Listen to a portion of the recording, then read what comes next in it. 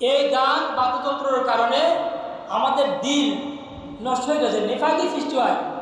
যেমন দেখেন, যদি কোনো মানুষ কোরআন তেলাওয়াত করে দিলটা শুনতে লাগে, ভালো লাগে। যখন কোনো মানুষ গান শোনে তখন তার দিলটা আস্তে আস্তে আস্তে আস্তে কি কার দাগ পড়ে যায়, তখন খারাপটা শুনতে ভালো লাগে। এই জন্য এই সন্ধ্যে আল্লাহ রাসূল সাল্লাল্লাহু আলাইহি ওয়াসাল্লাম বলেন, আল গিনাউ ইউমবিসুল নিফাকা ফিল কলব। আল্লাহ রাসূল সাল্লাল্লাহু আলাইহি ওয়াসাল্লাম বলেন, গান বাদ্যযন্ত্র না, গান বাদ্যযন্ত্র দিলের কলবকে কি করে দেয়, নিফাক নষ্ট করে দেয়, কালো দাগ পড়ে যায়। তো তুমি গান শোনো, টেলিভিশন দেখো, এখন টেলিভিশন নাই, প্রতিটি ঘরে ঘরে মোবাইলের মধ্যে টেলিভিশন হয়ে গেছে, গেছে না বলে? প্রত্যেক ঘরে ঘরে টেলিভিশন, একটা ফোন, টাচ ফোন। এই ফোনের কারণে মানুষ আজ ধ্বংস হয়ে গেল। এমন কোনো যুবক নাই যে ফোন নাই। সন্তানের কাছে সন্তান বাবার কাছে আবদার করে, আমার ফোন না কিনে বাঁচবো না। ফোনের জন্য মাকে মেরে ফেলায়, বাবাকে মেরে ফেলতেছে। ডিম সেট করে, ডিম চুরি করে, হাঁস মুরগি চুরি করে, এই চুরি করে ফোনের এমবি ভরে। ফোনে এমবি যদি না ভরতে পারে, অনেক ভিডিও দেখছি আমরা, মাকে এবং তো বাড়ি মেরে ফেলছে, নাউজুবিল্লাহ বলে। এই সপ্তাহে এই ফোন ভালো কাজে আপনাকে আনবে, কিন্তু ভালো আছে খারাপ বেশি।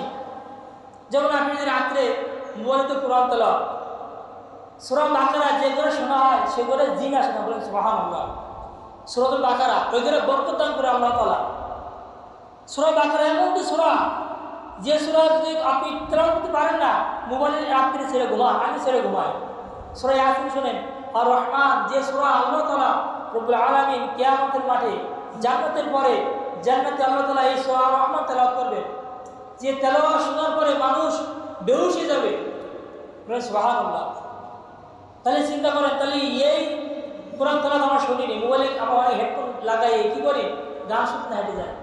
রাত্রে হেডফোন কানে দিয়ে গান শুনি, যদি আমার মারা যায়, আমার রুহটা কোথায় যাবে? ভালো কাজে নাকি খারাপ কাজে? বলে জাহান্নাম ছাড়া আর কোনো রাস্তা থাকবে না।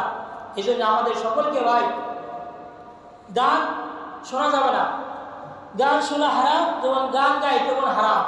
দেখেন অস্ট্রেলিয়া, যে আমরা বাইরে আসছি, অস্ট্রেলিয়ার অলিগুলিতে ডাক্তার পাওয়া যায়, জার্মানির অলিগুলিতে বিজ্ঞানী পাওয়া যায়, আর ভারতের অলিগুলিতে নাচ, নর্তকী, ড্যান্সার এগুলো পাওয়া যায়। আর এই বাংলাদেশে অলিগুলিতেও আলেমুল্লাহ পাওয়া যায়, বলেন সুবহানাল্লাহ।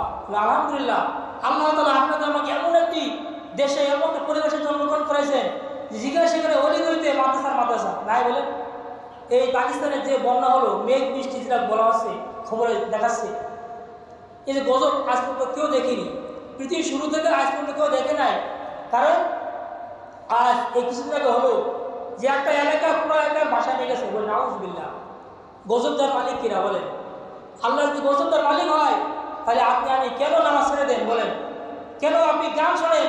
কেন আপনি জিনার কাছে করেন? কেন আপনি হারাম কাজে লিপ্ত থাকেন? আমরা দেখতেছি আল্লাহ তাআলা আমাদের অনেক ভালো রাখছে।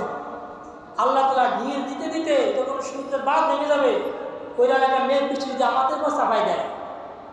পাকিস্তানের একটা প্রদেশ আমাদের একটা বাংলাদেশ সমান, ইন্ডিয়ার একটা প্রদেশ আমাদের একটা বাংলাদেশ সমান।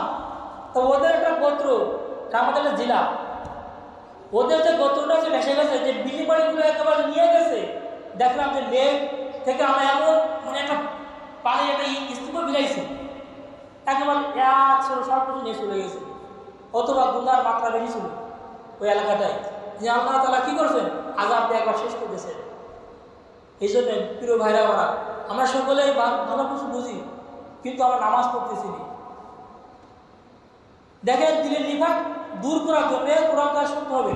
আপনার মোবাইল আছে, আপনি ডাউনলোড করে নামাইয়ে যে কোরআন তেলাওয়াত আপনি শোনেন, দিলকে আল্লাহ তাআলা প্রশান্তি দান করবেন, দিলের ময়লা দূর হয়ে যাবে। তখন আপনার অটোমেটিক ইসলাম ভালো লাগবে, নামাজ ভালো লাগবে, কোরআন ভালো লাগবে, আলেমুল্লাহ ভালো লাগবে। এখন তো আলেমুল্লাহর সাথে মহব্বত মোটেই নাই। ইল্লা বলেন দু একজন ছাড়া মোটে আলেমের সাথে সম্পর্ক নাই। আল্লাহ রাসূল বলেন, আমার ওয়ারিস উলাইকেরা আল্লাহ তাআলা মহব্বত করে। সামনে 12 রবিউল আউয়াল গতজমা ইনশাআল্লাহ এই বিষয়ে আলোচনা হবে।